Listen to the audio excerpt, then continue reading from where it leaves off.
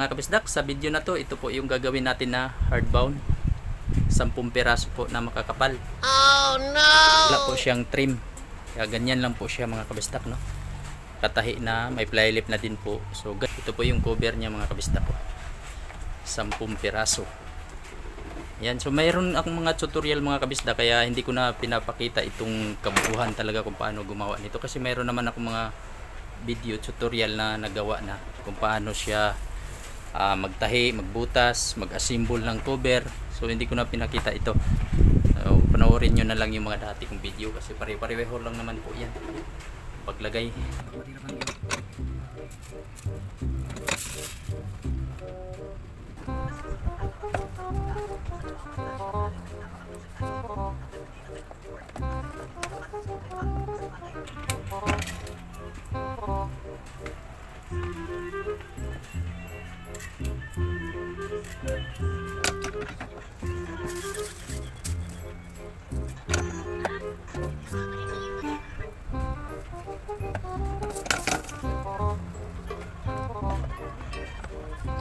Tapos na. Lang, konti lang yung ilalagay kasi kaya madali lang natapos yun. 5 bagsak lang. So 5 linya. Kaya okay na kayo. So ito na po iya. Mga kabisdak. May sulat na. No? Napakadami. Oh. Yan mga kabisdak, di ba?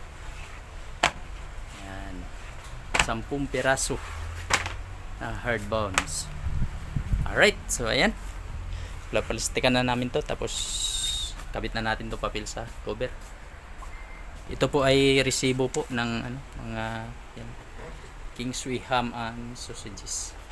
So ayan po mga kabisdak, balik na po tayo dito kasi tapos na po yung thesis, o madalang na lang, pa isa-isa na lang yung dumating ng mga hardbound ng thesis.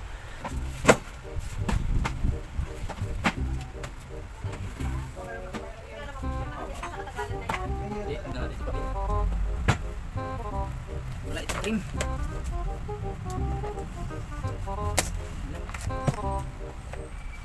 Right.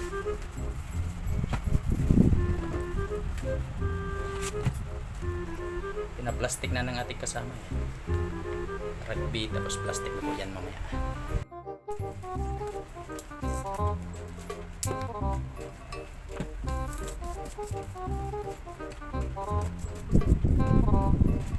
Ginagawa mo.